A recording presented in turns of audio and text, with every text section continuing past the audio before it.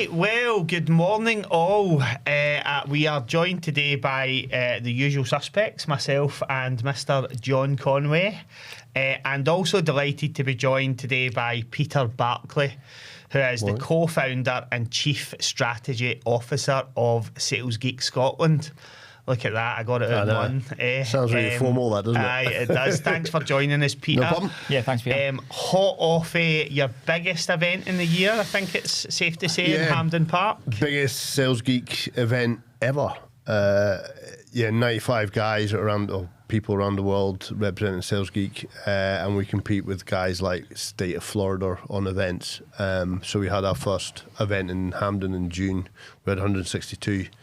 Forced to repeat it, so we did it again on Friday. So we had 210 was the official number. So, nice. Yeah, it was cool. It was good. We were there. It was a brilliant day. Great buzz about the day. We'll get into that. I want to pause on that actually, but we will come back to it.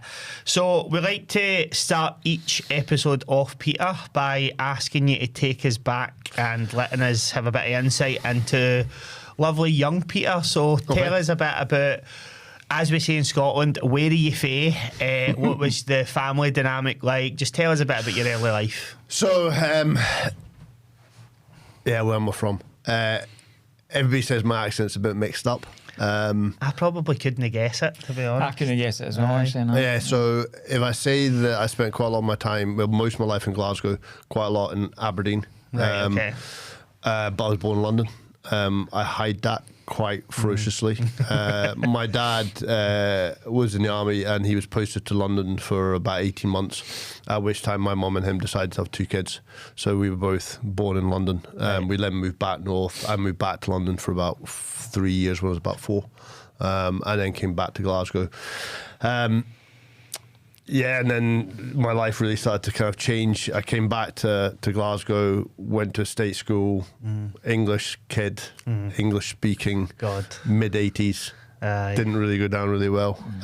What area of Scotland did you settle into? So, I mean, not the roughest part, but we originally went into Bearsden, so Glasgow. I've been pretty much in Glasgow since then. But I effectively went in. I was dyslexic, although it wasn't just diagnosed at the time. Colourblind, wasn't diagnosed at the time. My sister was an academic genius and I wasn't. So I just got a teacher that I hated and she hated me. 3 years of being at that school, every time I moved up a year, she came with me and it just became this battle of wills, which then transpired to me effectively being kicked out of school. I set fire to the playing fields accidentally, and that was enough for them to say goodbye. Do you remember the days we used to get magnifying glasses? Yeah, it's a nice pile of dry grass, was a great thing to set fire to. It was a bit windy. Set fire to the pile. Before I knew it, five fire engines later, and an entire football pitch up in flames. But luckily my dad was a member when I played rugby down at West of Scotland, guy, and there was a guy there, John Duff, who was rector at Kelvinside at the time. Dad knew him really well. John knew me relatively well. Dad went in and Dad liked a pint, which also impacted quite a lot of my life. But he went in one Friday night and went, Richard, as my mum and dad called me, had just been kicked out of school. John turned around and said, don't worry about it. He's a great lad. Take him along to Kelvinside and we'll get him in tomorrow. And I loved it. So I was privileged. My dad paid for education. But it wasn't the academic part of school I loved. I was still dyslexic. I was never diagnosed with it during school. But I was always a kid that sat at the back of the class and disrupted everybody else. Still friends with 14 guys that I went to school with. One's chief of engineering for Calmac Ferries, the other 13 are doctors. So they're all very high performing, all university, peer pressure sort of stuff. But I was a kid that was fun to be around. I got everybody into trouble, talked myself out and left a minute. And your dad was in the army, you said? Yeah, he was in the army. Then about 5 or 6, he then went to Stock Exchange, landed up being regional director for Clydesdale Bank in Scotland. It's quite a high-powered job, but fundamentally, in those days, he was in effectively a sales job, to be frank. But it was the old school: take customers out for lunch, take them to football, take them to rugby, drink pints with them, build relationships. In those days, a tough life, that. Tough. Yeah. But then he lost his job. He was made redundant when he was 50. And went from a functional alcoholic to a non-functional alcoholic, and then died 15 years later, pretty much to alcoholism. So pretty disrupted childhood. but fundamentally, I come from my mum and dad's background in Aberdeen. My dad's side is farming. My mum was in the city, but entrepreneurial background, and just graft. Grafters are like working hard. And I enjoyed that. I was always a guy that would work a bit harder than everybody else, not academically, but everything else, whether it was drinking or going out or working on earning money. I was out working. And would you say you were one of the kids that maybe, looking back now, you maybe had some entrepreneurial traits? Without a doubt. Yeah. I mean, in my Sales Geek life, it's something I'm very passionate about. I think if you go into most schools, it doesn't matter where you are, that kid at the back of the class who's a bit disruptive, they're the entrepreneur, they're the innovator. They come up with mad ideas about how to get into trouble, and they seem to be able to invent ways of getting into trouble really well. That was me over the back. Yeah, the exact 100%. Same. Just could not settle in school. My wife, who was in all my classes in school, was the polar opposite. She's an academic through and through. A couple of degrees nowadays. I just couldn't focus. No. My only focus and attention was, how can I make people laugh here, or just disrupt things in some way, shape or form? Just what I always used to just say, it just wasn't for me. I think to your point, dyslexia, you could rhyme off all the neurodiverse challenges that people have always faced into, but just back in the day, they weren't a thing. You were just stupid. It was just like, they're the stupid, disruptive kids sitting there out the way. But I think the thing is, I think in some ways, and I get that you need to give these people the right support for whatever the diversity is, but we had to survive. You had to learn how to cope with it. I think for me, one of the things that I get really frustrated with is if you look at that dynamic and you look across the Geek network, most of us are the same. We have that kind of dyslexia, disruptive, non-academic background. But that's made us build our human side of our better. The way we build rapport, the way we build relationships, the way we communicate, the way we lead, or the way we motivate people is what we've had to rely on, because we've not been able to do it by written word. And I generally think of more schools and more people, and it kind of leads on to the later part of the podcast about changing the way the world perceives sales. But, sales to me is the biggest sort of engine of business and innovation in the country or in the world, and why we aren't encouraging these kids at the back of the class to become salespeople. And I had career advisors at school, and they told me to be an accountant or a computer software person or an engineer. Now, anybody who knows me, those jobs are so far from what I can do. I'm good at maths, hence why the engineer bit. But so when you arrived at Kelvinside, then what age would that be then? About 10. About 10ish. Yeah, okay. just going into primary 7 effectively, so just transitioning to first year. And did you feel that was a massive step change then from where you had been? You said it was good, but you were still kind of at the back of the class type thing. And also there's a lot of sporting things that maybe came in at that early stage. I mean, it was interesting because it's one thing that, independent schools get a lot of credit, but I think there's a lot of bad in it as well. And Kelvinside was quite unique. And John, if I tell you the way that my dad and I were interviewed to get into the school, I'll show you the sort of leader he was. We literally we went along the corridor, Kelvinside. There was a little light switch, you had to press a button, it was red, green, and whatever else, and it would flash green. She went in, we went in, and John literally swore, and thank you guys are here. Pulled out his bottom drawer, pulled out a bottle of whiskey, packet of B&H, kicked his feet in the desk, pulled my dad a whiskey. I was 10, offered me a cigarette, and we had a chat for 45 minutes. That's the way he taught. So the principles of the school was always about being school for kids and guys that had been in the military. So it was about developing, as they called in the day, young gentlemen rather than academics. We were never the best academic school. So we heavily relied on sport. We had an Army Cadet Force. We ran it as an Army school for once a day. And I was sort of second, third in charge of the cadet force when I was there. But we were teaching 600 kids how to march and how to do map reading and first aid. We were affiliated with the parachute regiment, so they would take us away to military bases and we'd shoot 4,000 rounds in an afternoon kind of thing. And it was led by us as school kids. So that taught me that leadership part, the relationship skills, which schools don't teach. They teach you how to be academically really good, but they don't prepare you for life. And I was lucky because my school prepared me for life, and it gave me a different outlet that wasn't academic. It's very, I think now looking back, it's very like learning to drive. It's you're getting taught to pass the test, but you're not getting taught about like the taxi driver that hangs out his window and gives you the fingers and peeps his horn and calls you an arsehole when you're trying to change lane. Do you know, it's like it's almost like if there isn't an academic route, there's no other path. You know, it's like the struggle to just... But even academic routes, and it's getting really political in the view, but I don't think schools or universities prepare people for life. They get them to pass tests. They make them academically great, but they don't prepare them. I mean, my wife's completely opposite from me. She wanted to be a journalist, landed up being a vet. So you can imagine her when she reads my English, she's red penning it all the time.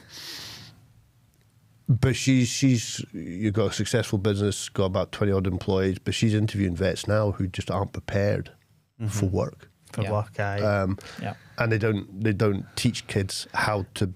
Mate, it's getting softer, honestly. We'll finish in this point because I think we could get right political on this, right? But I learned recently that when a teacher is now marking a kid's jotter, they're not allowed to use an X. So in years gone by, you get a tick or you get an X with a wee note that says change this. Not allowed anymore because it creates too much like stress and anxiety when they see that. I had the exact same conversation with a guy, and he was saying that schools are not allowed to use the word no and not allowed to criticise children. Now, how the hell is that preparing you for life? Do you know what I mean? You leave university or school, you go into your first job, and the first day you'll be told no a million times, and you've never heard that word before. It's just bonkers, and it gives you no resilience, it gives you no strength, does it? And I believe that there's been great things in my life that I've done really well, but there's been some pretty tough times as well, and I've learnt more from the tough times than I have from good times. So a part of humans is going through that toughness, isn't it? It's where you build that resilience and mindset. No, it is indeed. You're absolutely right. People are kind of shielded a lot. Kids are, and I've got two daughters. One's 21, one's 23, and that's a very, very different childhood from what I experienced as well at school and stuff like that. But it's still a good experience as well. But it's very, very, very different. But you're right about not saying no and not being negative. And I guess there is a place for that, and if that's managed correctly. But when it comes down to kind of our profession, you then have to kind of learn. If you've never experienced that before, it's a real quick learning curve, isn't it? Yeah, completely. I mean, I've a son 8 and a daughter 3, and their education is so poles apart. I mean, I'm of the generation, I'm showing my age here, but I think Helmside was one of the last schools in Scotland that still belted and caned kids. Now, when I started at age 10, our sixth forms could still belt and cane you. So we were getting caned by 17-year-old kids who, would do it for a laugh. I still got a couple of scars where I got belted. Did that do me any damage? Probably, to a degree. But then also, I think it made me learn that there's a line, and quite often I'd step over that line and get away with it, which is fine. There's a few times I stepped over the line and got caught and got punished. There's a few times I didn't step over the line and got punished. But do you know what? In the big picture, it balanced out, and I was happy with that.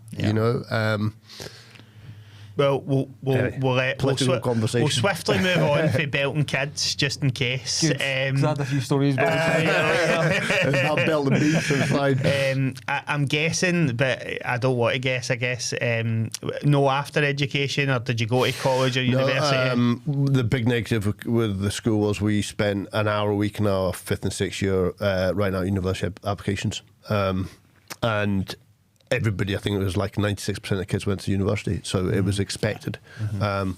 Looking back on it, I wish the school had encouraged me to maybe go and get a trade. Because I think if I'd got a skill like a trade of being a joiner or a plumber, electrician, I'd have done that for a few years, then created myself a business, and I could have literally, created that passion I could have created a job for. But I went to university, and I remember clearly the night before my application I had to go in, my mum and dad phoned me and said that the school had been informed and they don't think they know what you want to do. I went on a day of applying to university and had an hour session with my careers advisor, and it literally got down to that situation of what do you want out of life, and I was like, earn money. That was it. just earn lots of money.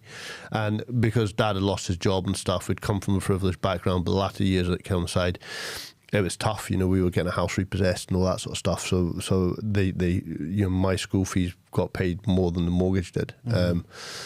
And I didn't want that for my kids. I wanted them to have a comfortable life, and I saw the root of all happiness to be money, because for me, all the arguments we'd had in the house had been through the lack of money. So therefore, if you removed that lack of money and gave it money, pleasure and happiness would come. So I sat down with my career advisor and said, I want to earn lots of money. And it was a course at what was, when I applied for a Glasgow Polytechnic, but when I actually went, it was Glasgow Caledonian University, which was a new degree, and it was a cross between business law and computer science. Right, okay. And in 1990, computers, were where money was made. And I was like, that will make me tons of money. Yeah. Spent 4.5 years of university, resat my first year twice, resat my second year twice. I got into my final year, head lecturer sat down and literally gave me an ultimatum and said, carry on as you are, fail.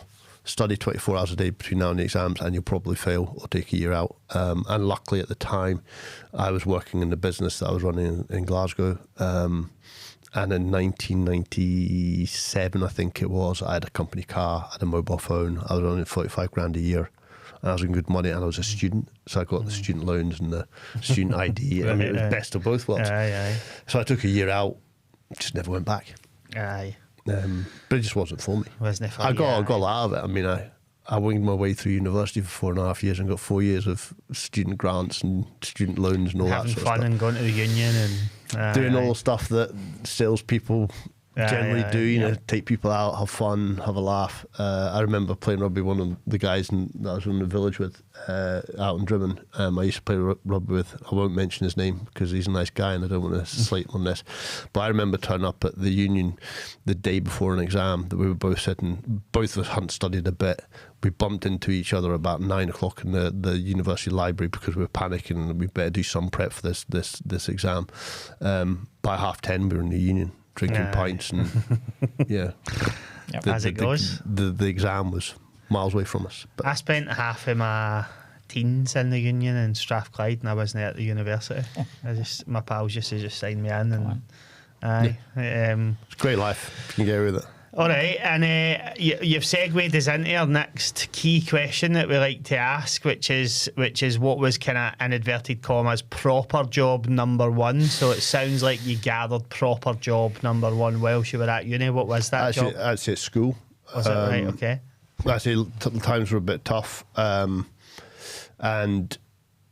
yeah, if I wanted to go on holiday, if I wanted to do anything, I'd earn the money myself. So at the age of 14, I started a small landscaping grass cutting round over 2 years while I was at school. So it was great because grass cutting generally happened during the summer holidays. But I was doing maybe 18 gardens. I remember one week I was talking to my dad about money, and remember this is like probably 89 actually when I started that.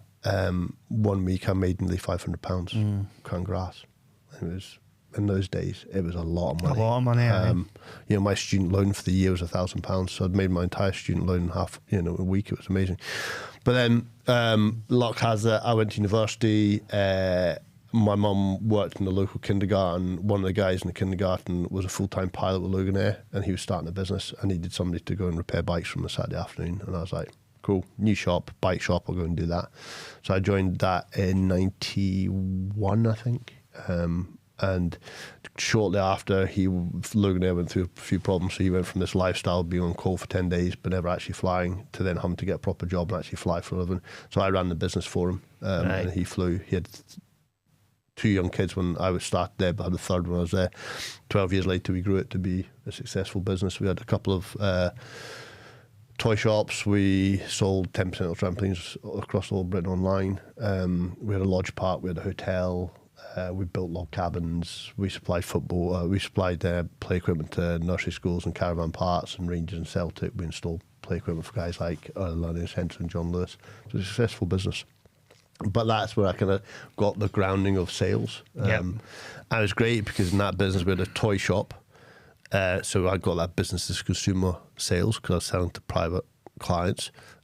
We then had an online shop, which back in 90, whenever it was unheard of. We were one of the first sort of online trampoline shops in the UK. So I got that e-commerce element in there.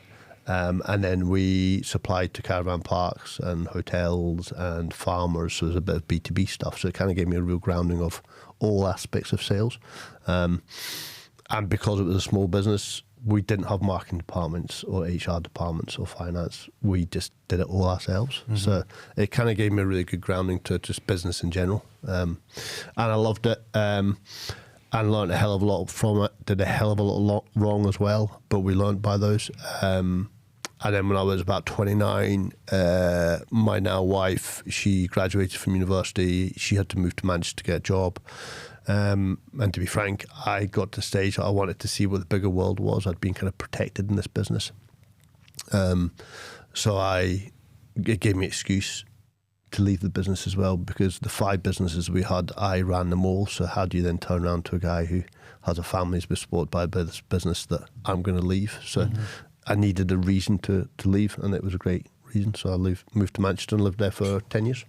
Oh, did you? Right, yeah, okay, so I lived in Chorley. Right. So yeah, lived down there. Right, okay, nice. And so, sorry, John, you got to say something there? No. Aye, so you moved to Manchester. No kids at that point, I'm guessing, aye? No. No kids at that got point. engaged a year after, I think we moved to Manchester, or I moved to Manchester. Right, okay. And what did you move on to then in Manchester? So, because I mentioned earlier that I had lots of mates that are doctors, I really wanted to become a medical rep. Right, okay, aye. Yeah, lots of money, lots of entertainment, taking nurses and doctors out to restaurants every night of the week. Sounds a great life. But to get into that field, really, really stringent qualification processes, and I had sort of 4 or 5 job interviews for some of the bigger firms and really kind of big ticket jobs, and I always got to the final 2, and I was always the wild card, so I never got them. And then I just took the first job, which was selling planters and plants. So to cities and local authorities, did that, supplied all the planters to Glasgow City for the Commonwealth Games bid. Supplied cities like City of Westminster and City of London, did that for about 12 months, 9 months, something like that. But very quickly became the best salesperson in the business. I took on Scotland within 2 months with Scotland, North of England. Then it was Scotland, North of England and Ireland. Then it was Scotland, North of England, Wales and Ireland. So over the space of a year, I pretty much took over the whole country. Right. And then I got into supplying counter-terrorism planters for Scottish Parliament building. I'm going to risk making an arse of myself here, but I don't mind doing it, right, for the simpletons in the audience like myself that might be listening. What is a planter? So if you were down at Buchanan Street, literally the planters you see, the big planters. The big grey plant, right, okay, you still see them, ones with the stainless steel around them. You see Buchanan Street, I sold them. What a crazy thing to sell. That's wild. It was wild because it was a great business. Once again, taught me a lot. We sold or rented the planters, but we also sold the plants in them. And we sold servicing contracts to water them and do all that side of things. So were you selling to councils primarily, I'm guessing? Councils, town councils, villages, private businesses. Right. So... But yeah, like the Glasgow City contract was $500,000, I think. It was a decent sized contract. And it's still kind of a bit of a legacy product, because they're still there. Because I know a guy who had a steel fabrication business, and certainly in Glasgow they provide a lot of the aluminium Christmas trees and planters and stuff that is still there to this day, and that's probably 15 years since they won that first contract, did the installation, and they've got recurrent revenue in that model, because they have to then take them away, they have to go and check the lights, they have to get them polished for the next season, and it's just money every single year that comes in. Yeah, I mean, I don't know if I can tell people this, but yeah, I mean, it was a fantastic business, because we had a nursery that we grew the plants in Derby, which was also the owner's house, and he was a bit of an entrepreneur, and in his garden or in the nursery he had built himself a racetrack, and he had 2 Ferraris, and he built himself a clay pigeon shooting trap and a fly fishing pond and all this sort of stuff. So real boys' toy stuff. And we literally used to go around to councils and say, if you spend over 100 grand with us, we'll fly you to Derby to check your plants before they get delivered, because we were growing the plants for them. So you'd literally walk around to councils and say, you're only spending 80 grand. If you spend an extra 15, we'll fly you to Derby, put you up overnight in a hotel, let you drive the Ferraris around the racetrack, have a barbecue, all that sort of stuff. I mean, it was almost brand envelope stuff, but yeah, it worked. But it really let me, it was that kind of entrepreneurial way as well. It's that what small businesses do.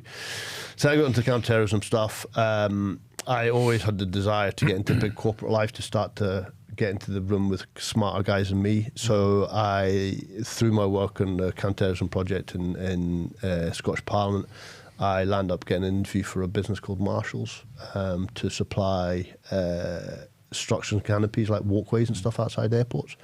I remember I went to an interview with a person who I later actually made redundant, but he interviewed me for a role, and I'd gone through sort of 5 interviews for this role, and he sat me down and he said, right, I'm going to paint the bleakest picture of this role that I can possibly ever do, because the last 3 people have come in and haven't stuck it, so I want to tell you what the bad is. So he spent 3.5 hours telling me how bad it was. And I jumped into my car, and there was, I don't know if you've ever been to Southport, but it's odd, they have all these units that are at the back of people's gardens. You have to drive out this long driveway past the houses or through the houses onto the street. I'd literally got to the end of the drive, and the recruiting agency phoned me to say, you've got the job. And I was like, awesome, don't want it. So I rejected it. 10 days later, the MD of the business, the guy who had interviewed me's boss, phoned me and said, look, Pete, we heard about you, thought you'd do a really good job for us. We want you to join. We've got a different job. Do you want to come in and join the business? So I met with Keith at the time, and I went in to run a department that launched the first ever precast motorway crash barrier in the UK. So all the crash barriers you see in the UK now, I launched that back in, I don't know, 2006 or something like that. And I had 3 years of doing that, won some really good contracts, took it from doing kind of 200 grand a year to multi-millions. At the end of the 2-3 years, we set up a business called Delta Block UK, which was a joint venture between Marshalls and Delta Block. I was offered a job to run that business or stay within Marshalls, but I quite liked Marshalls. It was, at that stage, a £700 million business. I was dealing with lots of qualified university grads. I thought I could learn some stuff off. So I went into business with 4 divisions. I was national sales manager of one of the divisions. The next 3-4 years, I shut the other divisions down, was promoted to a director. And yeah, so I was there for 12 years.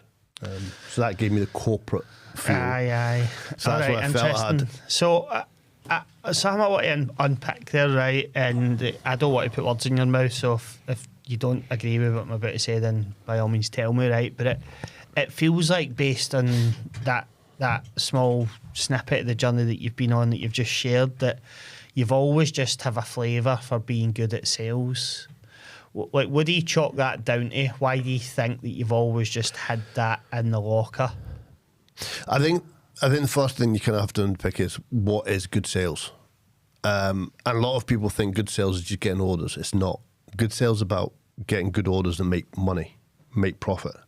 And that's what I was always good at. I was always good at looking at how to make the most money out of something. And I think that was just generally from kind of survival almost, having to go out and earn money, that you just grafted and worked hard. And to be frank, I say it all the time in my Sales Geek life, if somebody paid me enough money to sweep the floor, I would do it if it made me some profit.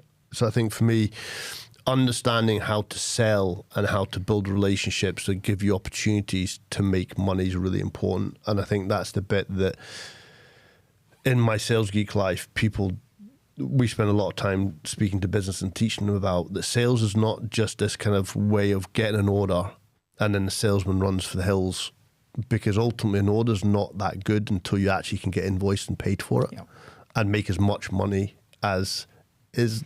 Not as much money as you can, but as much money that's reasonable to enable you not to rip off clients, so you build that sustainable engine. So for me, it was about making money more than anything else. Obviously, sales is a critical part of that. You know yourself, you can run the leanest machine in the world, but if you don't have enough orders coming in, then what's the point? Aye. I completely agree, mate, and I don't know whether part of the problem, I mean, you's actually touched on this at your event on Friday.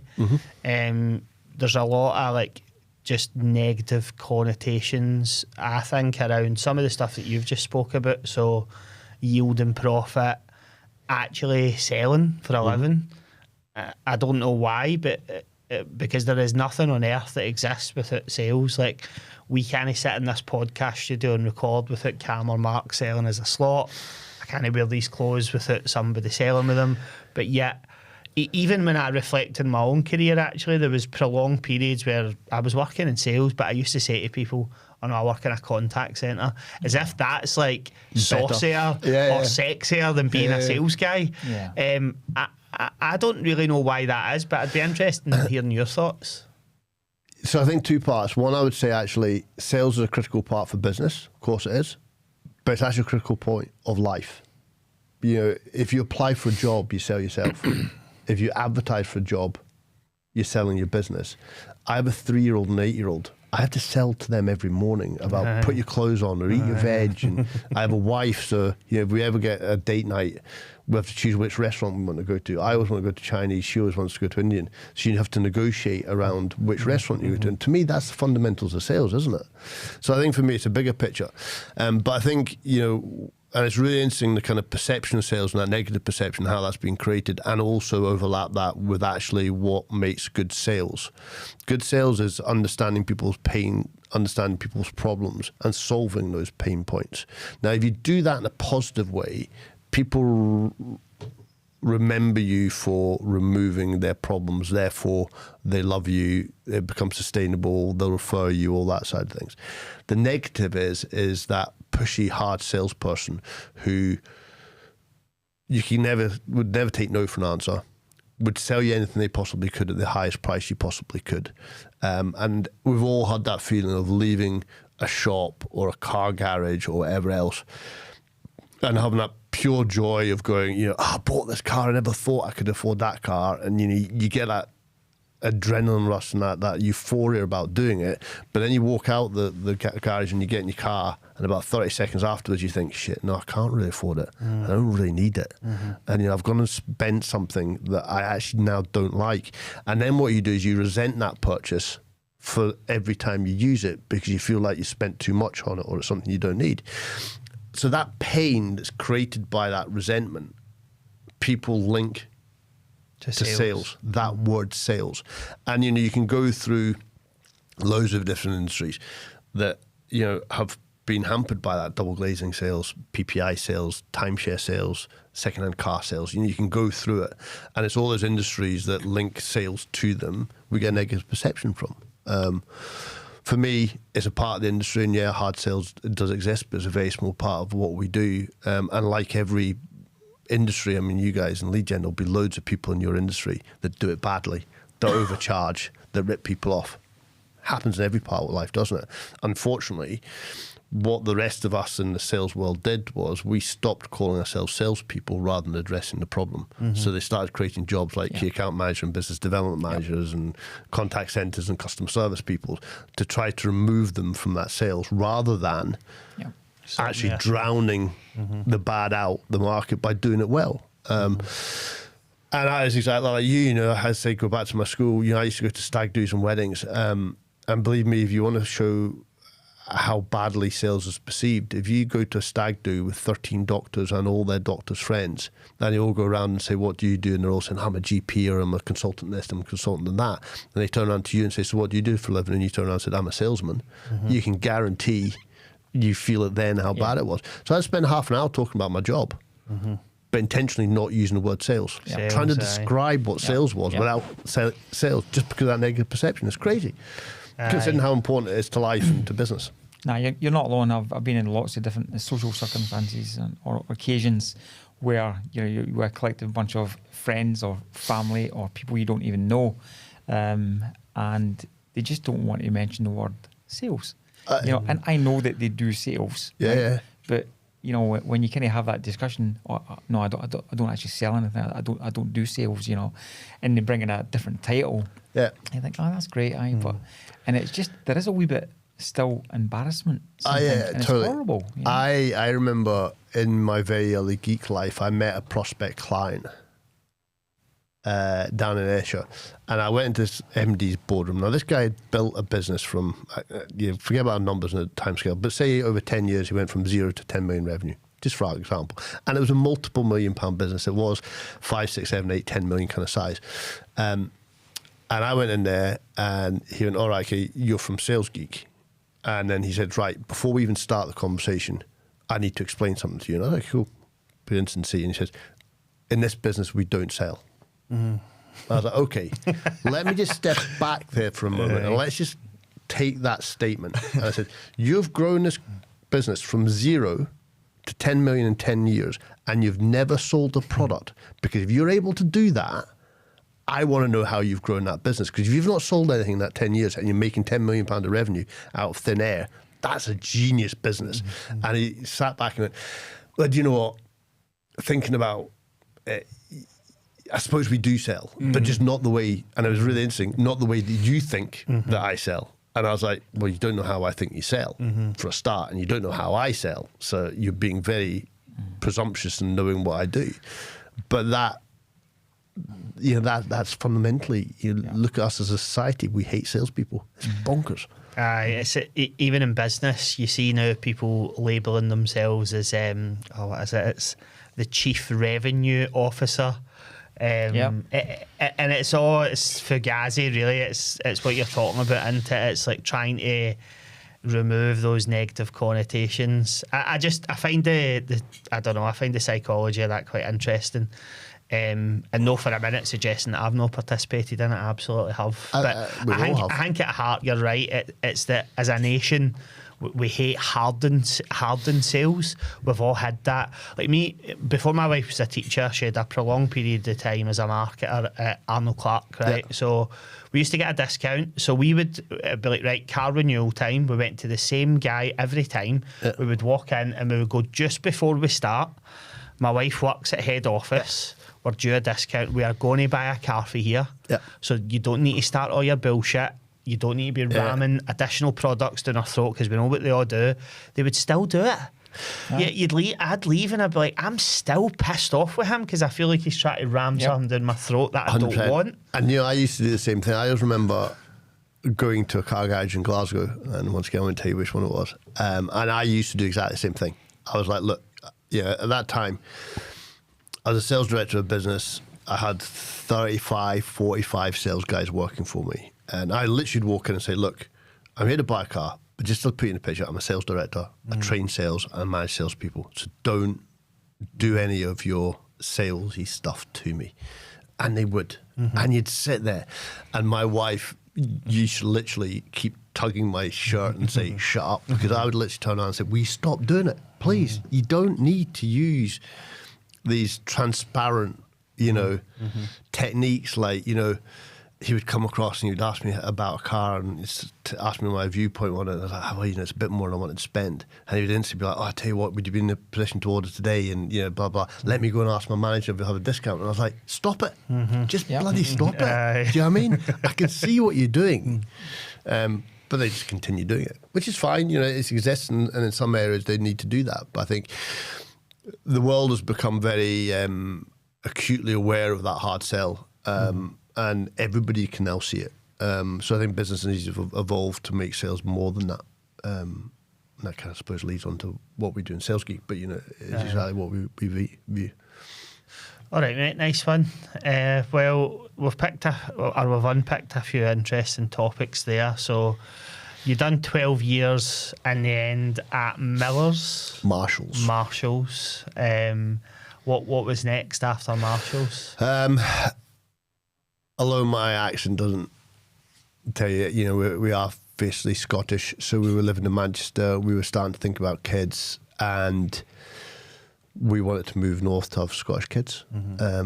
So we had the opportunity by my wife for practice. We moved north. I still worked for Marshalls for about a year, but it was very acutely aware that I had done a very bad thing for my career to move further away from their HQ, to the point of I remember being introduced to shareholders at one point as the only director that's still in the business that's moved away from HQ. And I was like, my day's numbered here. And to be frank, it kind of comes on to where we were with Sales Geek. I tried to get a job in Scotland, getting paid the same amount of money as I did in England, and couldn't get it. Just didn't exist. Then a job came along that gave me a salary that was close to it. For every single ounce of me that was saying this doesn't feel right, I was blinded by the fact of I can work 9 to 5 and earn the similar sort of money that I do in England, but live in Scotland. I'll take that. And I did. And yeah, it didn't work out the way it was, but I was there for 6 years. My wife will testament to this, that I'm pretty stubborn. And if I decide I want to do something, change something, I'll try my best to do it. Also, COVID was chucked in there. So I did that with the view of doing a management buyout. Decided that after COVID and after getting shares, about 2 months after getting shares, decided this was definitely the wrong place for me, that I couldn't change it. And I kind of felt every time I got a bit deeper into it, I would have more power, so I could change it, but I couldn't. Daughter was born, and then a bit of madness just turned around and said, you know, I'd been approached by Sales Geek to be the first geek in Scotland. They talked about all the things that we talked about, the mission about changing perception of sales and doing sales ethically. And even in that sales director position, at that point I was 45, 47, something like that. And I was just getting comfortable to be talking about myself as a salesperson. And I was like, sod it, I'll do it. And before you expand on that, right, that's a trap a lot of people fall into, right? It's that, not just the comfort zone and the financial package and stuff like that, but you pick something that you say that, you know, it nearly met my salary expectations, but my environment was different. It was a different place, and I was happy to kind of compensate, you know, for that, to do that. But so many people I find just fall into that trap, and once they're properly in that trap, they sometimes just don't have the courage to actually break out and say, I'm going to do something quite different here. Yeah, I mean, I'm very honest about my Sales Geek journey, and, you know, my wife has a good job and a good business, so we were never destitute, but I was always that person, I had a bit of pride that I wanted to be the money earner, the contributor to the house, effectively. And suddenly one day to suddenly realise that I wasn't going to get my salary check next month. Yeah. That's scary. But it's interesting because Mike, the event on Friday, mentioned it, and he was so true. Those people that try to do job and business, they don't rip the plaster off. And why would you step from a comfort zone into some world that is just, excuse my language, but just fucked up? Do you know what I mean? You wouldn't, if you talk to anybody who's going to start their own business, and probably yourself, and you look back, and if you knew everything you did now, and you could write the pros and cons list, would you walk away from this full-time job to do it again?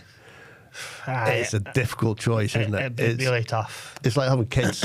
You know, if you sit down now after having children and write the pros and cons list and put it into a list, would any rational human being ever actually do it? No you comment. Would you? No comment.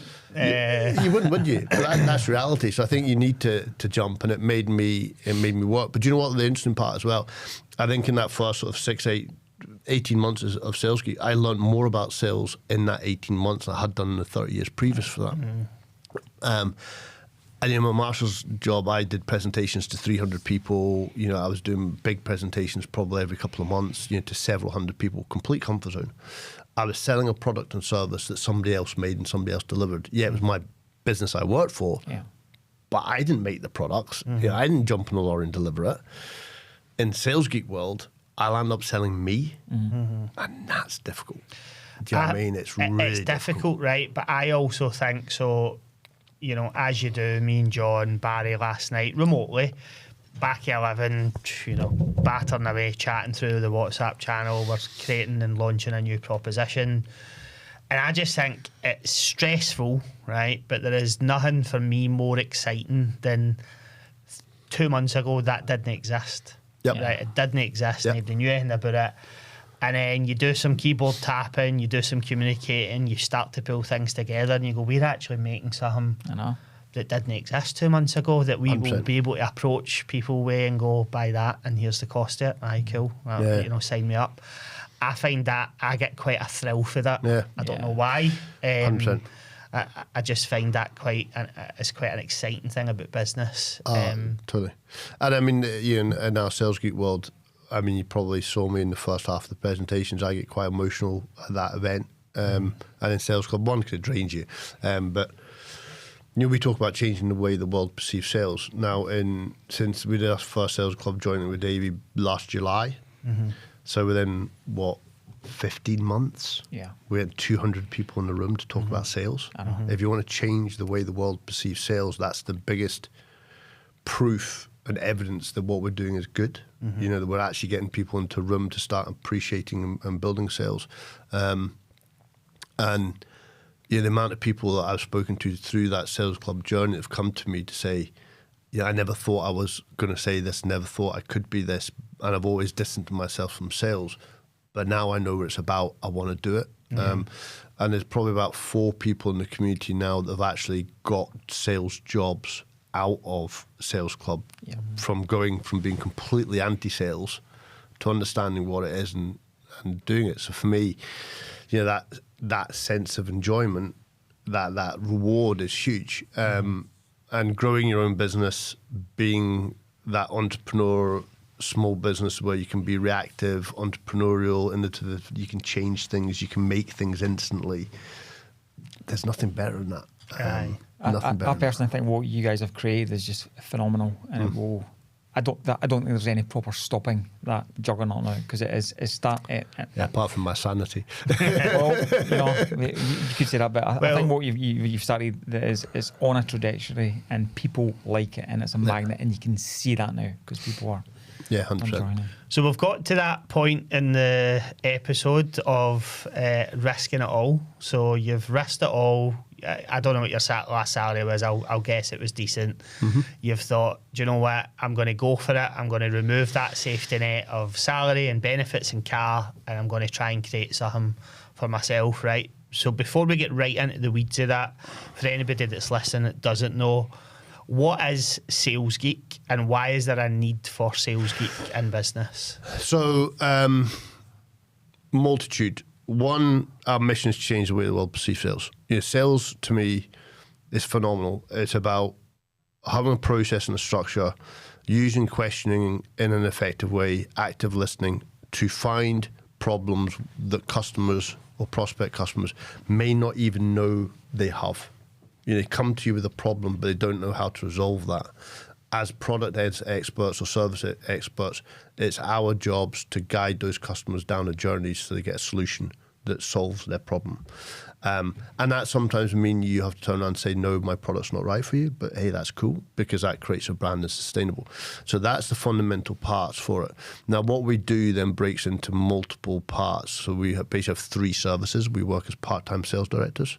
Lots of small businesses have fantastic ideas, fantastic customer service, but the MD, the owner, has got all those 6 hats in their heads. And quite often in that entrepreneurial world, they're people that haven't worked in a business that has a sales function, so they don't actually know what sales do, and because of that negative perception, they distance themselves from it.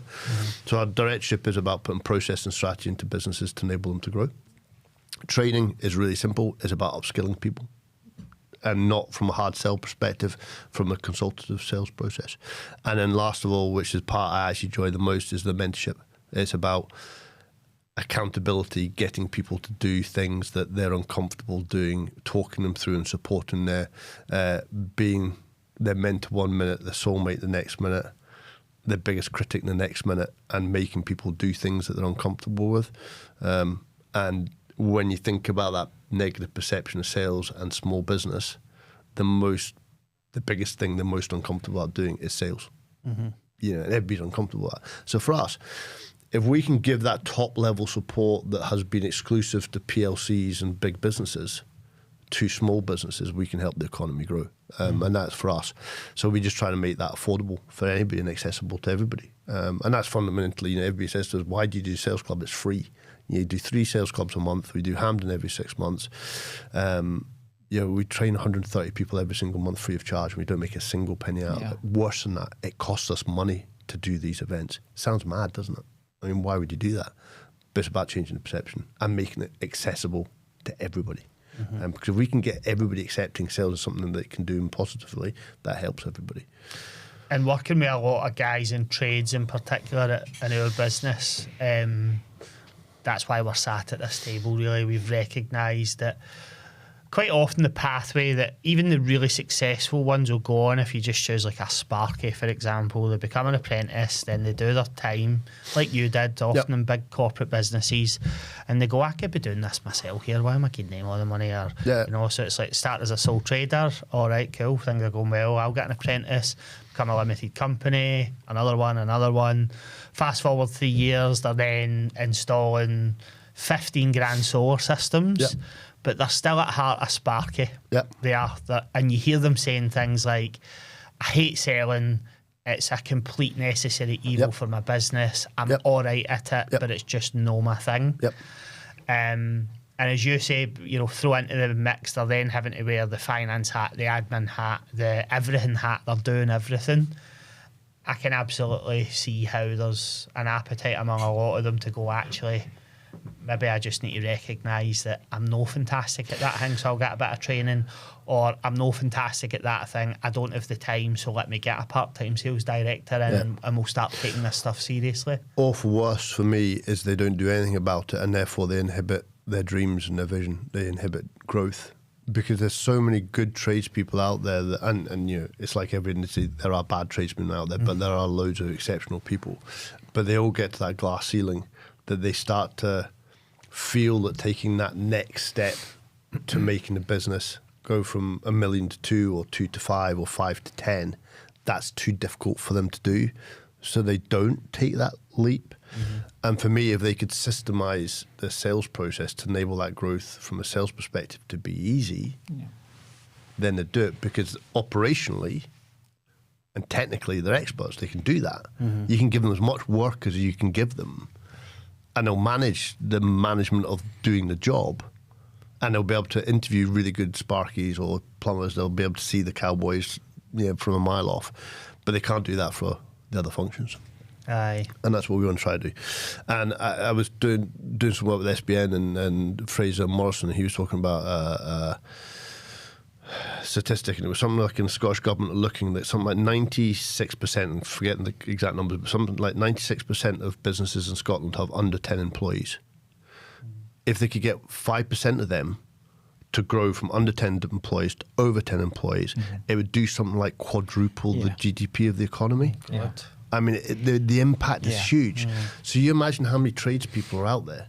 If we could make 100 of them grow from 1 million to 5, that's 400 million pound extra revenue for this country. That's 400. You know, the taxation, the jobs that it creates, the prosperity that it creates is huge. So I think for me, it's a mission that we all should try to get onto. And you mentioned earlier, Peter, that Sales Geek approached you to take on, I guess it's a franchise model in Scotland. How did that come about? Had you done a bit of work with Sales Geek previously, or had you just done a bit of due diligence and research yourself? I knew of the owner in the basis that, and I don't even think Richard knew this, but when I was at Marshall's, we wanted to do an acquisition into lighting industry, so we'd done quite a lot of deep dives into different businesses, and his name had appeared.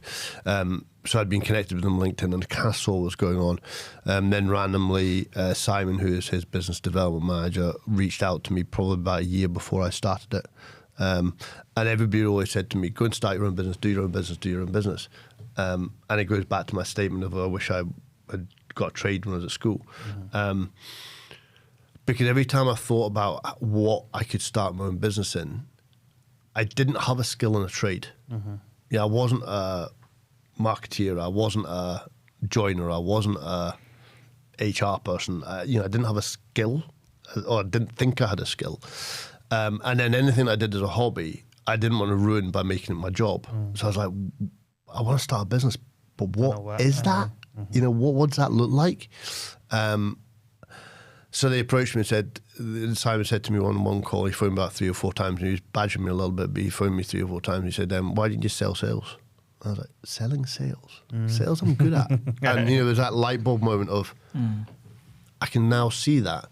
And to be frank, I still had that niggling doubt in my mind of, I don't want to leave a full-time job. Yeah, I can leave. The business I was in, it was a great business. It could grow hugely, and it still could grow hugely, but it just won't because of the culture in the business. But there's a huge comfort zone of having that paycheck. You know, if I wanted to go on a holiday, I got paid. If I broke my leg, I'd get paid.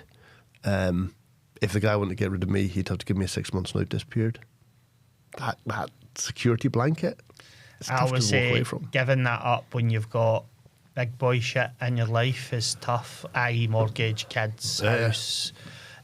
Often a bit easier, I think, if you're young and you've not really got anything to sacrifice. It's just, right, we'll go for it, and if it does work out, I'm staying with my mum and dad anyway. Whereas when you've 100%. Got that big boy shit to consider, it's no easy decision. Yeah, and you know what? I think you look at the whole COVID thing. If there's anything that can be positive out of COVID, is that the younger generation, I think more of them are taking the opportunity than the now generations. You know, our generation was go and get a job, get a decent job, get income, get your pension going, buy a house. You know, you put your big boy pants on at the age of bloody 18, didn't you? Where now that's like that, I'll go and try something, mess about. I always remember meeting a guy who came for a job in the business, and he was an engineer, and he'd qualified during COVID. And he applied for a job that was a 26 grand starting job, and he'd been running this business for 2 years under COVID, and me being a bit entrepreneurial in the interview process, tell me about this job, and he took trainers, and he put bespoke designs and custom designs on trainers. So I was talking to him, I was like, tell me about your business. So he'd agreed contracts with Nike, Adidas, and all these people to buy blank trainers. So he'd gone out and reached out to these guys and agreed supply chain agreements with some of the biggest brands in the world. And he's buying these blank trainers, then he was getting people on his website to create their own designs, and he would effectively print the trainer with the design. Yeah. So he was buying trainers at 80 quid and he was selling them at 180 quid, and he reckoned it cost him 20 quid a trainer to print them. Big profit. I said, so how many are you doing? He's like, I'm doing maybe about 50 to 100. I said, what, a year? And he's like, no, a week. I was like, what the hell are you doing sending this? Go and, I literally said to him, I tell you what, you have my job and give me your business. Because I would love to be in charge. He was making 4 or 5 grand a week profit. Bonkers. But COVID forced those guys, because there wasn't an opportunity to go and get a job and go and work in an office to go and earn money. So if there's any positives from COVID, I think that younger generation are a bit more entrepreneurial than we are. So I think there's some real positives. Most of the, even within our own team at Jolly Media Marketing, side hustle is the term that's used now, is pretty common practice. Some business owners, I think, get a bit nervous when they know that their team members are side hustling, but I mean, it might vary from sector to sector. For ours, it just comes with the territory. As long as you know about it and it's not competing with anything that you do, what's the issue, right? Yeah, but I think you look at the skills you're trying to recruit into the business, and the amount of business owners that I speak to who get really frustrated that the people they employ, they feel don't have the skills they would want, and they talk through the skills they want their employees to have, and you're like, all the skills you're talking about, the skills that you have, that's why you're a business owner. And the reason why they're employees is because they don't have those skills. So for me, if you can employ people into your business, even on a part-time basis, that have those skills, then do it. Because if they can grow their own businesses and they can flourish and they can be entrepreneurial and make cash and do all that sort of stuff, even if you get them in your business for a day a week, it's better than having somebody 5 days a week who can't do that stuff, isn't it? So embrace it. I also quite like, for me, it speaks to somebody that has a bit of a growth mindset.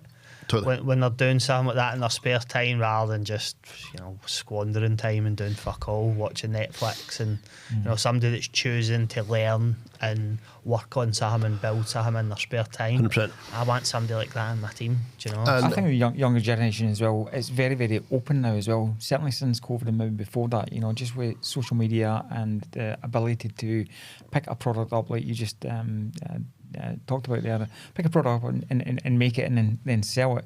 It becomes easier for the younger generation to actually get into that and see it on the socials and see how they could do it, because their interests, or whether that be fashion or a product or a service or whatever, it just enables them a wee bit. It makes them easier to get into the business if they want to. And they can see other people doing it and being really successful really quickly. So a lot of that kind of learning stuff that we've maybe certainly I've had to go through the early days sales training and maybe college and stuff like that to actually get that. A lot of the younger generation just have it on tap now. Yeah, I think, and also the dynamic, because one, the way kids learn. I would say when I started my sales career, if I wanted to upskill myself. And generally that happened because I'd meet another guy in the pub. You stand up a beer, and you're like, an older guy in the team, and you'd be like, I'm struggling with this. And he's like, I know a really good book. Now, dyslexics I don't particularly read. But I'd meet him like on a Friday night to go buy this book. It would take me 2 or 3 weeks to go and buy the book, because I'd need to drive down to Waterstones or whatever else and buy the damn thing. Then I'd need to dedicate time to actually read it. Now, because I'm dyslexic, it would take me several months, no matter how big the book was.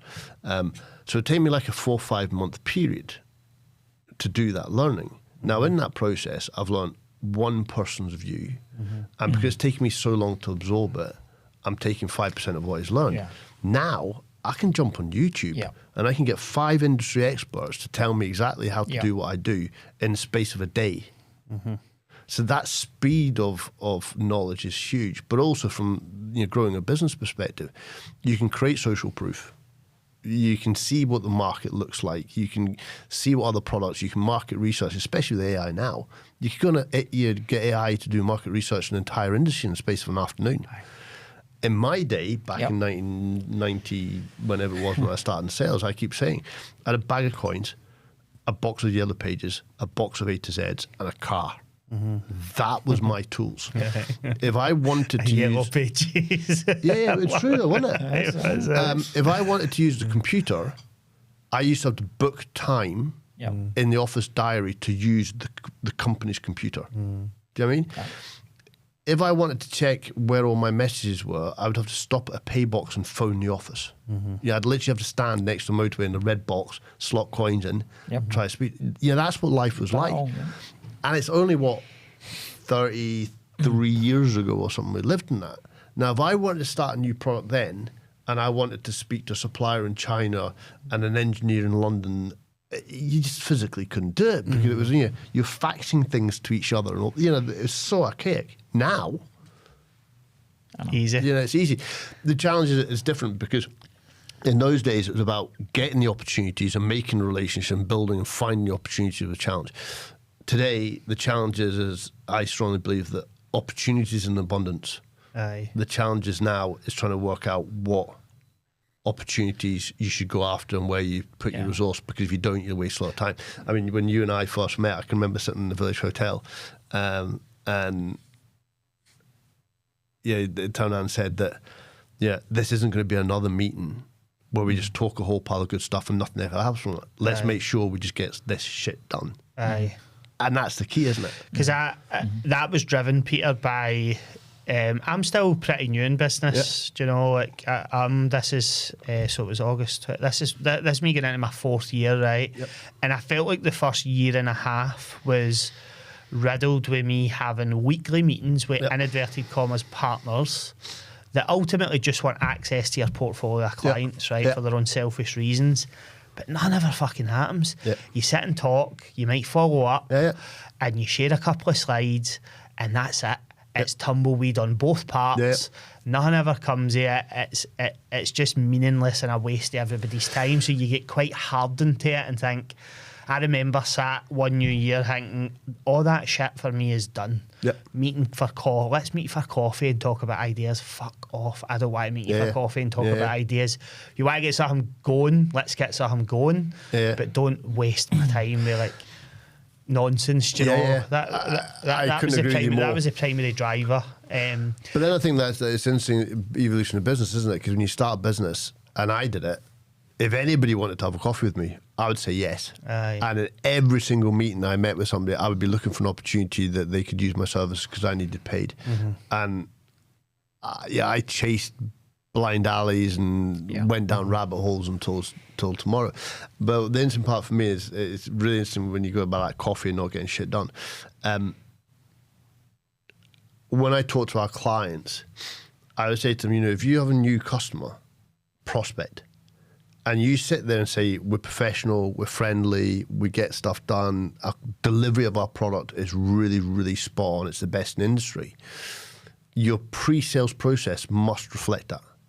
Because if you turn around and you have a nice coffee and nothing happens from it, or you say you're going to send an email and you don't, or the email that you send is 3 days late, do you know what I mean? Or you don't hear from the person for 3 weeks and then you suddenly get a phone call out of the blue. How do they believe if your pre-sales process is that ad hoc and unprofessional that your service is going to be on time. Correct. They don't. Aye. You damage it instantly. Correct. Aye. How can you tell them to get that shit in shape if you've not got it in shape ultimately? Exactly. And to me, that's the bit that people miss out. You know, it's for me, that's where sales is really cool, because you don't need to be this pushy, psychology-based salesperson who can twist your words and make you feel what you need to do. You just need to do the fundamentals right, which is treat people in a professional and organised manner. If you can do that and manage that in an effective way, then your brand value shoots through the roof. So when you get to that point of order, and they turn around and say, well, there's somebody else that's 5% cheaper, cool. Have they managed this process as well as I have? Yes or no? No, they haven't. Cool. That's why you're paying 5% more. Aye. Simple. I also think, see a point that you were raising there about how easy it is to, and you were touching on this as well, John, to A, access people, and B, create stuff for nothing, right? We live in a digitalised world. I actually think, again, you spoke about this on Friday, and even within our own business, we went full circle on this, right? Where Zoom meetings are great, they serve a purpose, right? But see, like a perfect example, actually, the first time I met you, you've just mentioned it in the village. We could easily have went, let's just do a Zoom, right? But we don't need to drive to the Village Hotel in Glasgow to meet one another. We can just jump on a Zoom call for half an hour. So why did we do it?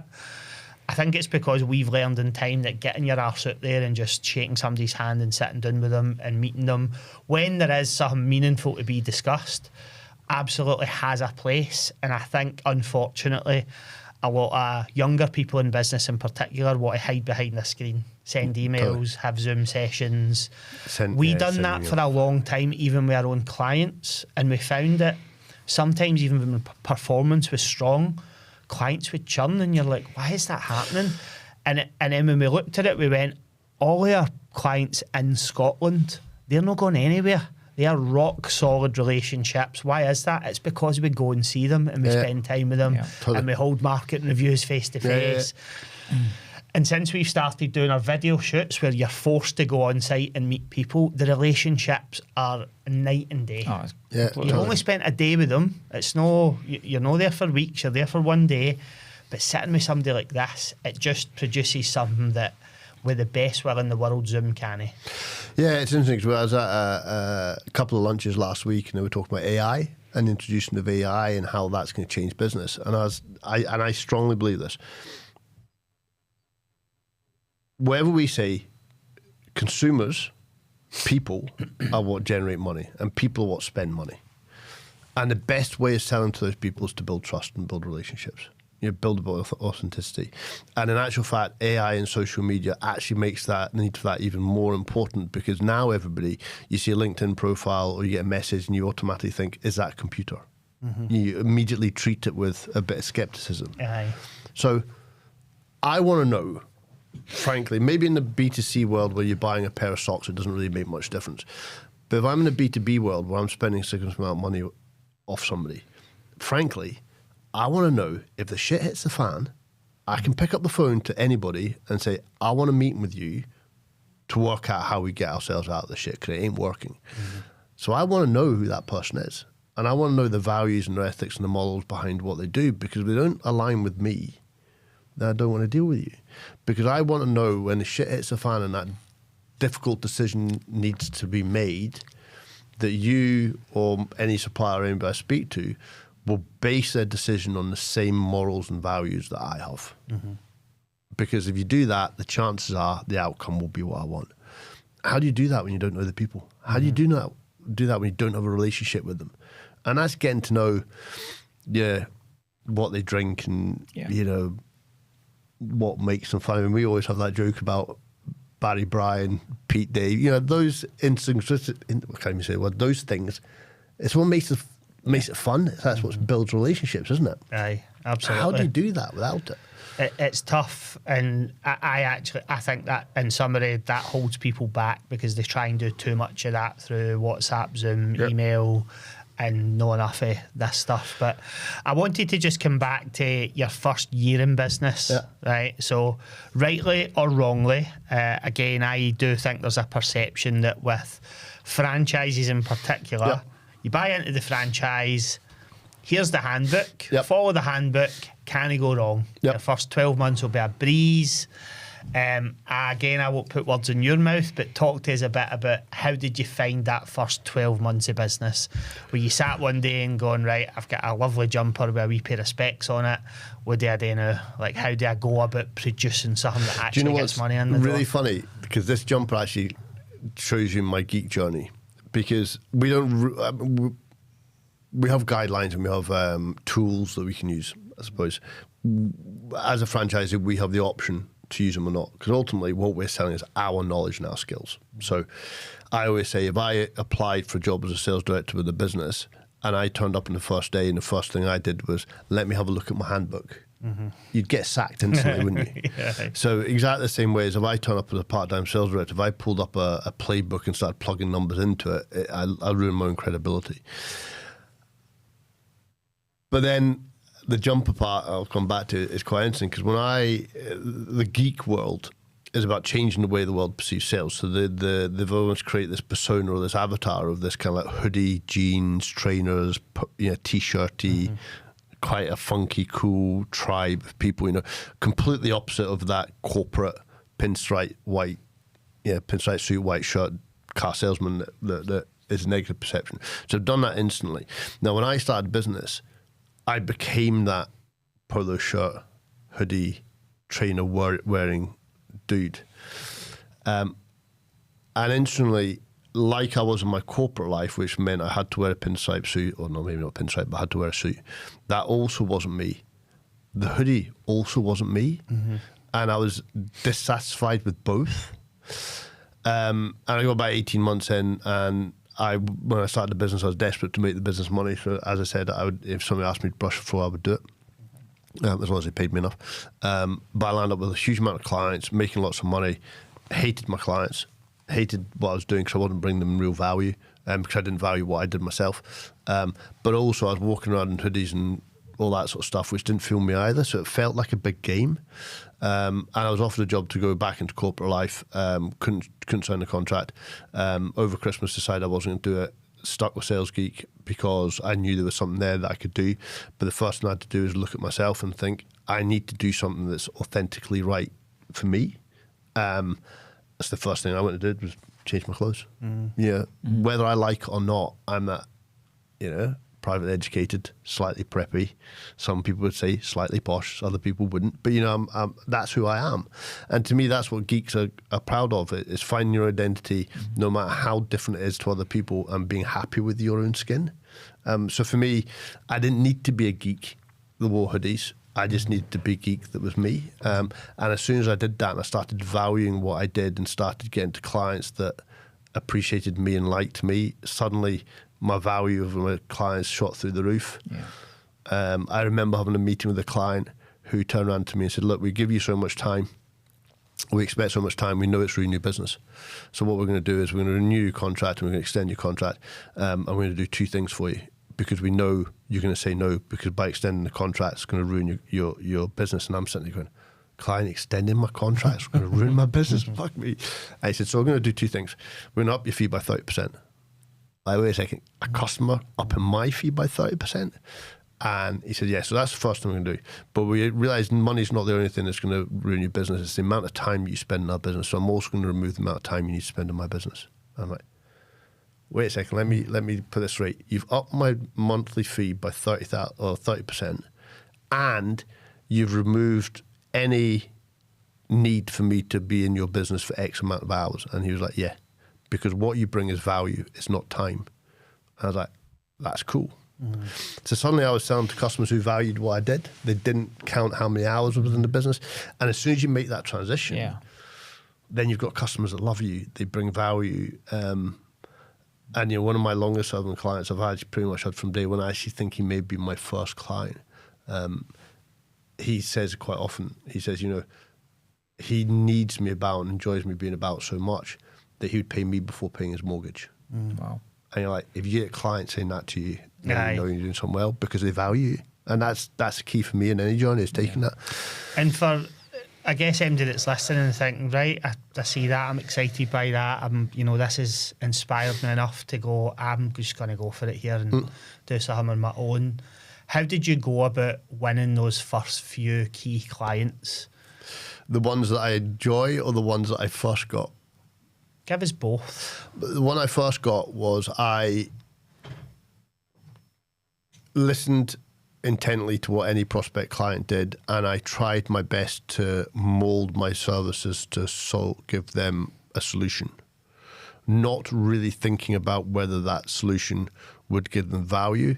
My main focus was about getting paid, which is a negative perception of sales. I was that bad salesperson. I was trying to shoehorn clients into what I did.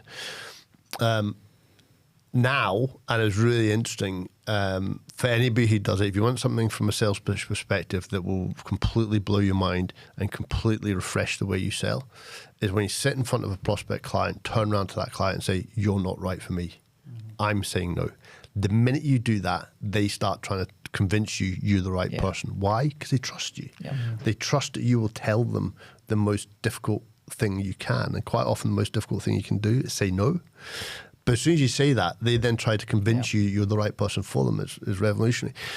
So I started to stop thinking about what I did and how much money I can earn, and start thinking it's really difficult when you're in your own business perspective, because you have the pressures about your salaries and your bills and your mortgages and your own money and all the overheads that come with the business. So you always have that number in your mind of, I've got to make whatever it is, 10 grand, 20 grand, 30 grand this month, because if I don't take that much money in, I'm either going to eat into a overdraft, or I'm going to eat into my own savings, or I'm going to have to borrow money. That's what you have to do. So you always have that number. So it's really difficult not to do it. But you have to disjoint your business needs from your customers' business needs. And as soon as you can do that and you start looking at their problems and how you can solve their problems, and on the occasion say no, suddenly your customers fly. I can now give customers real value and justify my fee with 1 half-an-hour phone call a month, because I bring them the expertise and I resolve problems with them that they can't do themselves. Right. Rather than being the guy that would sweep the floor for as much as he could charge me for. Does that make sense? It does. It does indeed. I think there's a key lesson there, and we've went through that with our own business over the last year. Is I think just every business does it in the beginning. Really, it's you work with whoever will pay you, because you're so paranoid about it hitting the pan, in all honesty, that you just think, who am I to say no to money? Like, it's not quite what we do, but we'll do it because he's willing to pay us. But inevitably, you just end up letting people down as well. And you end up with dissatisfied customers. And you do a bit of brand damage, and then you reflect and go, right, why is that happening? It's like, well, we're doing shit that just isn't our thing. So let's start doing the things that, like... It goes back to our first conversation. The one reason I liked you guys was you said something to me in that meeting was that, your competitors look at how many leads you can generate a business, which fundamentally is what you guys are paid to do. But you realise that isn't actually the pain of the customer. The customer doesn't want 100 phone calls a month saying, I want to buy your service. What they want is 10 or 20 of them to pay them and bring them money. Yeah. So you understand that problem and you want to give them a solution. Now you accept that your job is to bring high quality leads into the business, but once they're in the business, how do you then make sure that customer can extract the most amount of money from those leads? And that's improve the sales process, hence why we're in conversation. But those two things linked is really important, because if they can spend whatever, 5 grand in you and 2 grand in us to take them 80 leads that generates them 100 grand off the business, well, why wouldn't they take that? Can't even think the maths. The whatever it is, 6 grand a month, double it to 12, to double the 100, 200. Yeah. Why wouldn't they? Of course they bloody would. Yeah. But if they're paying 4 grand a month to get one sale at 20 grand, you'd never double that, would you? Aye. So it's that solution, isn't it? It's looking at the bigger solution, your customers. I think we're kind of a wee bit similar to yourselves, although it's a different product and service. That we're blessed that we have the opportunity to speak to lots and lots of different businesses and different business sectors and business owners and directors, and we listen and get a lot of information back that we can then blend down, and then through a process which is painful because we do turn away business and we are quite selective, but you then create something that is of value. And that's kind of where we are just now. The discussions we're having last night and the ones we've had with you, it's like kind of looking at the bigger picture and then bringing someone to say, actually, we could really add more value to that particular client by assisting them in some of the processing steps that they just can't do. They don't know how to do it, or they're scared to do it. Do you know the one thing that I find really funny, and you know, I always take the statement of customers don't know what they don't know. Yeah. Anytime I sit with a prospect client, I will say, what do you want? And they'll go, growth, more revenue, more sales. Cool. What's that look like for you? And they're like, new customers. All the time, new customers. And I'm okay, so let's park the idea of new customers and let's go down to the real problem you want to solve. You don't actually want more sales, do you? You want more profit. You want more money in the bank. Now, if I could give you 5% less customers than you have now, but give you 20% more profit, would you accept that rather than me giving you 10 new customers? And like, hell yeah. Oh, yeah. Hell yeah. Exactly. Because So new customers comes with headaches as well. Yeah. It's not a walk in the park signing a new client. Yeah. You know, it's like that's where the hard work is, arguably. Yeah, 100%. You know, so if you can squeeze more out of what's there already, you're already servicing them. You know, they're already in and set up, and the relationship's there. And but that's why we've had to step into your world almost, Peter. Is we were just finding more and more often that no matter how good the marketing was, it didn't matter whether you were giving them 1 lead a week, 100 leads a week, 1,000 leads a week. Yeah. If there's leaky bucket there, there's leaky bucket there. It doesn't matter. The lead flow is irrelevant. If the sales process is shit, no because they don't want it to be great, they just don't have it in the locker, they don't have the time, they're trying to spin too many plates. I was finding we were spending sometimes like 40% of our week consulting with people on fixing their sales process. It's like, we're a marketing business. Or solving a problem or a lack of satisfaction for whatever reason. And sometimes that lack of satisfaction is because you can't actually achieve what they want you to achieve. You're immediately trying to solve a problem that you can't resolve. And the amount of time that you put into that is probably 10 times more than you spend with the rest of the customers who just slip through your business like, you appreciate what you do. Bonkers, isn't it? Exactly. So I had a client, I'm conscious of getting time-wise, but I had a client that I started with a while ago. And they had not put a price increase for 5 years. God. And when you looked at their website, they listed all these products and services they did, but they didn't talk about why or how or any of the values behind it. They just talked about what they did. So I started speaking to them, and I said, when was the last time you had a price increase? You genuinely offer a service which is better than your competitors, but you haven't put a price increase up. So they sat down. Now I was advising them to put about an 8 to 9% price increase on. I'll stop the story and go, no, because as soon as I start telling you how it happened, you'll understand who it is, which I don't want to do. But they got their heads together and they decided under a moment of total madness to put a letter that put a 20% price increase out to all the customers. They had 3,000 customers. Put it out, slightly alcohol fueled, hence why I won't tell you the whole story. Sent it out to all the customers.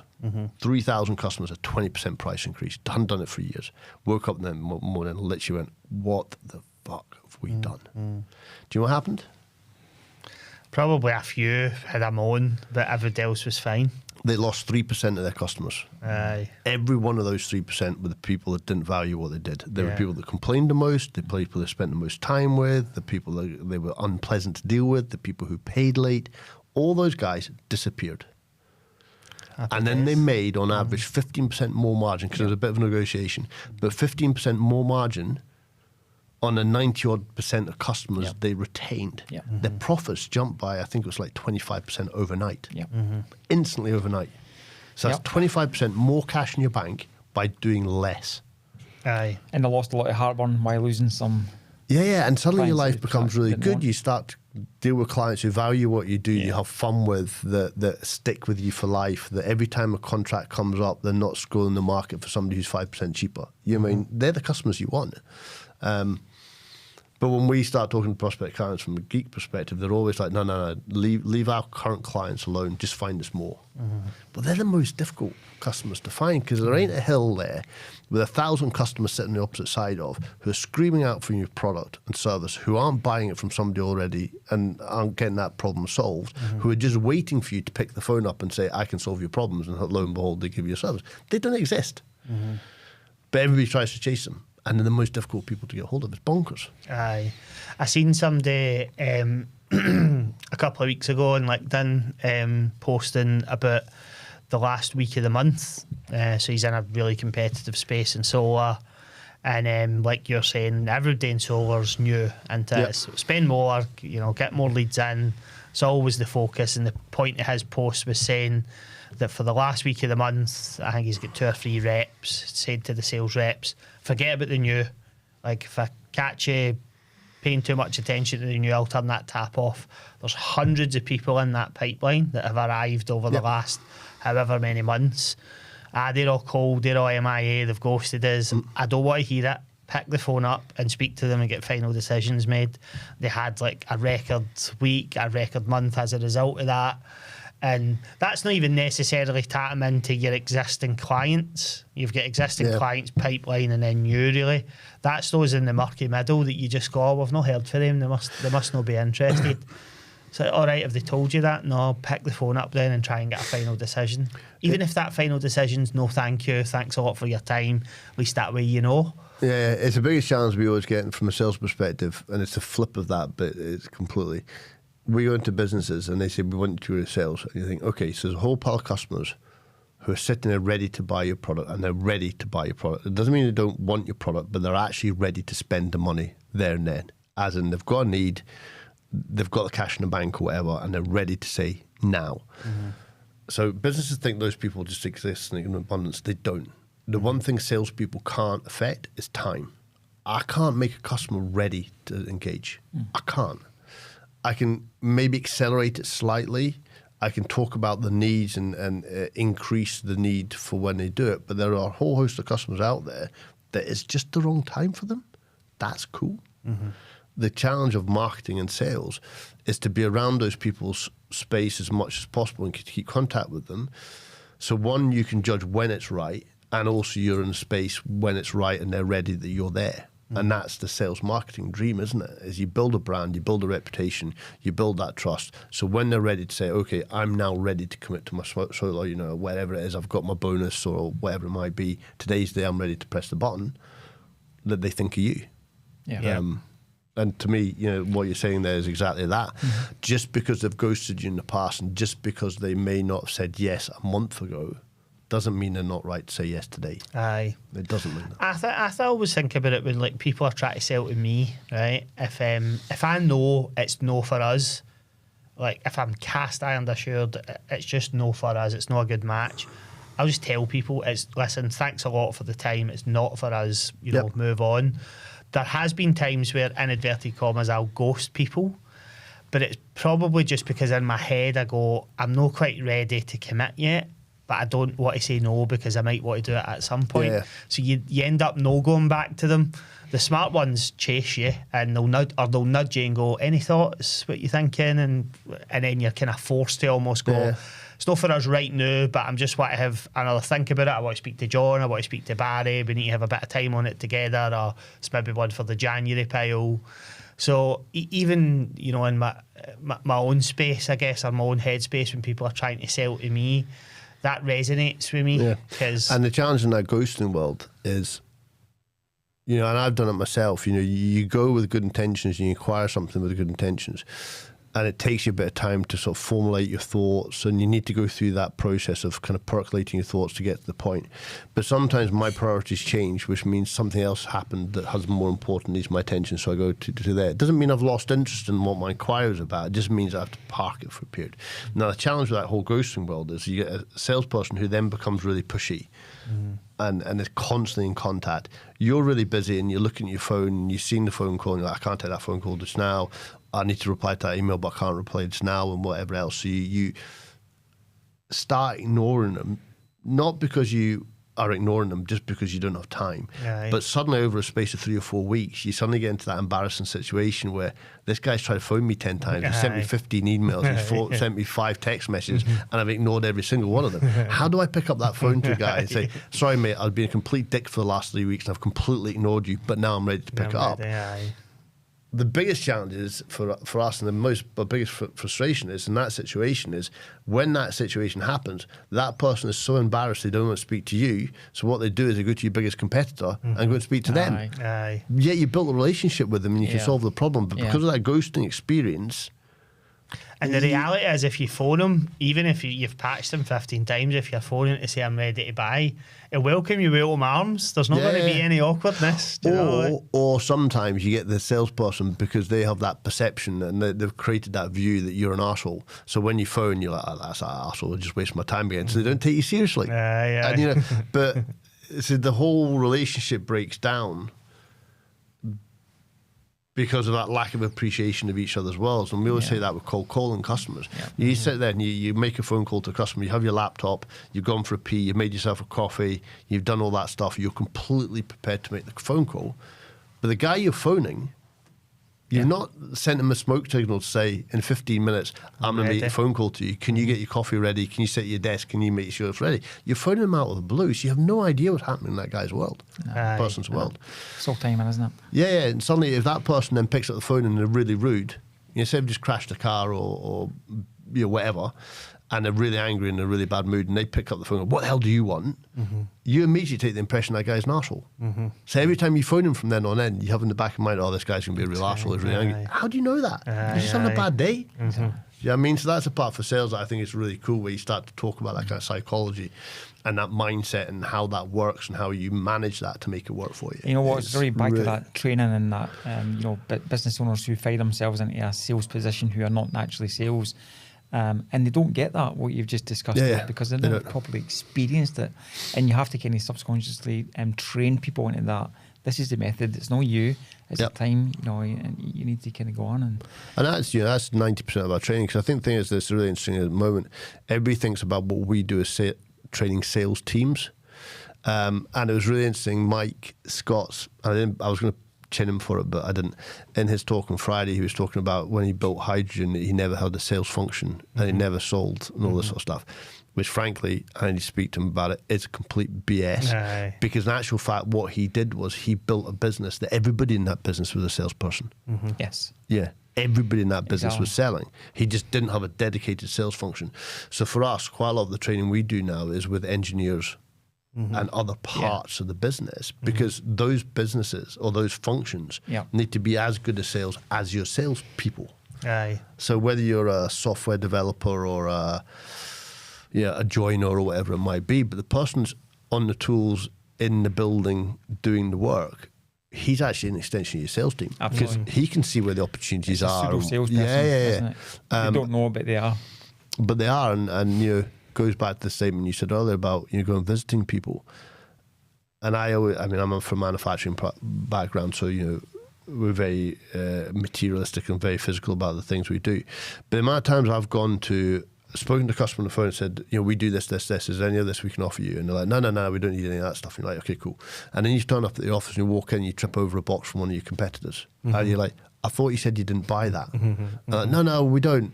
But what's it doing on your floor? Well, we only buy a few. Cool, I want that few. Do you know what I mean? But how do you see that? How do you feel that if you don't go and see them? But then I also say, lots of small businesses talk about that personal touch, about we care, we'll be here for you, we'll support you, we'll hold your hand through the process. Cool. So at the most critical point of securing an order, the quote, you send them a quote by email. Do you care? No. Does it feel like you want the order? No. You just bung the email. How about actually turn around and say, do you know what? You're a really special customer, seeing the value of the quote, I'd much prefer to come along and have a conversation with you. Absolutely. Show them you actually want the work and you care about it. Yeah. Again, I don't mind just being, candid in the hope that maybe some people can learn for this lesson, but up until probably the beginning of this year, we did no in-person selling. Everything was remote through Zoom. My mindset was just, I don't need to go anywhere. It doesn't matter if I'm having the conversation through a computer screen or in front of somebody. We then looked at that portfolio piece and went, why are our clients in Scotland rock solid? Since the turn of the year, any inquiry we get, no matter where it comes from, if I can get to them in Scotland, I'm going. I had a guy a couple of weeks ago and having a blather with him, and I said, look, why don't I come and see you in the office? And he was like, oh no, I'm in Fife. I was like, it's an hour in the car, don't sweat it. All right. And I think it's just because he was speaking to multiple agencies, that's not the done thing. I mean, do you know what? I'm gritting my teeth because he didn't convert. He went with a competitor in the end, right? So it's not a good example, but I know this because we track it. My conversion face-to-face fluctuates between 80 and 90%, and my conversion through Zoom is about 40 to 45%. So why would I not go and see you? I had a fascinating... This podcast will go out after tomorrow, which is great because I have the follow-up call with her tomorrow, and she was at the event on Friday.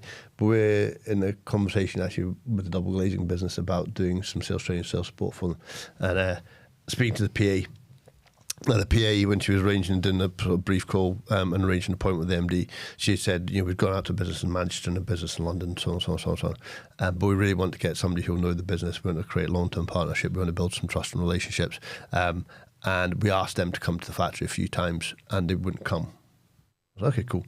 So she then said, okay, so we had a conversation, really keen to progress with Sales Geek. So what I'm going to do is I'm going to arrange a team call with you and the MD. And I was like, not an effing chance. I'm coming to the factory. And said, oh, you don't need to. No, I'm coming. Yeah, I'm not accepting the team's invite. And she's like, well, why? I said, you've just told me that one of the reasons why you didn't go with the other clients is they couldn't be asked to come and see you. From day one, I'm going to do something different. I'm going to come and see you. Not because you're telling me that's what I need to do, because that's what we do. Because I want to know whether I can help your business. And quite frankly, in our world, an MD and owner of the business can sit there and tell me they have the best culture, the best customer service, the best product, the most organised business, all that sort of stuff. They can tell me that. And I'll base my bid and my service based on that insight. Then you turn up on day one of delivering a contract and the place is a bomb site. There's no process, there's really bad culture, the customer service is shit, blah, blah, blah, blah. If I'm going to help them as a business, I want to see all that stuff. And the only way I'm going to see all that stuff is actually to turn up and have a wander and speak to people in it. So I find it really funny, that whole psychology of what you should do and what you don't. And I strongly believe that, especially with AI and social media, there is so much worry about getting scammed, and AI or avatars and bots and all this sort of stuff. It's prove you're human. Aye. But it goes deeper than that. I using Sales Club, and you probably witnessed this, John. I talk a lot about accountants and lawyers who work in a practice and decide they want to leave corporate life because corporate life is too stuffy and they're too bound and they don't really solve problems. And then what they do is they create their own business and they create their own website. And that website, all it does is lists their services. Doesn't talk about them in any way. Doesn't talk about how they do it, why they did it, why they started. Doesn't talk about anything about the values or cultures. They've literally just taken this corporate stuffy templated website and copied it. Aye. Well, anybody can do accounts. Anybody can read a contract. What actually makes a difference is how and why you're doing that for the customer rather than what you actually do. So if you want to differentiate yourself and charge more money, build relationships around based on value and trust. You can actually deal with objections there and then, especially when you go through a proposal. Totally. Because a proposal could be long and lengthy. It rarely gets read or properly understood. But if you're actually sitting with somebody and just kind of even skimming through it, the bits you don't understand, you can actually just turn the page or look at the computer in front of them and say, actually, what that means is, and they go, oh, right, okay, I thought that meant, and you've completely turned that around. And just by having that conversation, it's completely. And you read the body language. I mean, if you look at this podcast, and it'll be really interesting to look back. But at the beginning of the part where Frank, you're asking me the boring histories of my background, I was sitting back, relaxing, sitting back here. As soon as you start talking about sales and the vision of the business and what we're trying to do in the world, I'm getting excited about it. So what do? I sit forward. I'm starting to become more engaging. If you're sitting in a room with a customer and you're talking through a quote and he goes from this position to this position, I sense whatever I've said doesn't quite resonate. Tell me why that doesn't resonate. Let's explore that a bit more because I can change it. You can't sense that on a Teams. You can sense it sitting in front of the person. And we do a really interesting game, and I can't remember what it's called, but that game, and I think it's a TV show or whatever else, but you get two people different words like death and party or death and wedding or something, and you get half the room to guess through that person describing the word but not using the word. And we use that in some of our training because it's really interesting. You have the one about death and everybody talks about sad and sorrow and upset and heartbreak and all that stuff, and you can feel the temperature in the room drop it becomes really quiet. And then you go into holiday or party or wedding, everybody starts talking about drinking and having a laugh and having a party, and you can actually feel the energy in the room rise. So if you're presenting a quote and you feel the room going down, it's generally because there's a problem. But if that customer suddenly become really excited about it and you feel the energy rise, and you've done something right. Now, you can't judge that on Teams. You just can't. No. Or you need to be incredibly skilled to do it over Teams, and I'm not that skilled. Listen, we have 5 minutes left, but I absolutely wanted to give an opportunity to... Firstly, for anybody that doesn't know you, obviously you and Davey have joined forces and now created Sales Geek Scotland.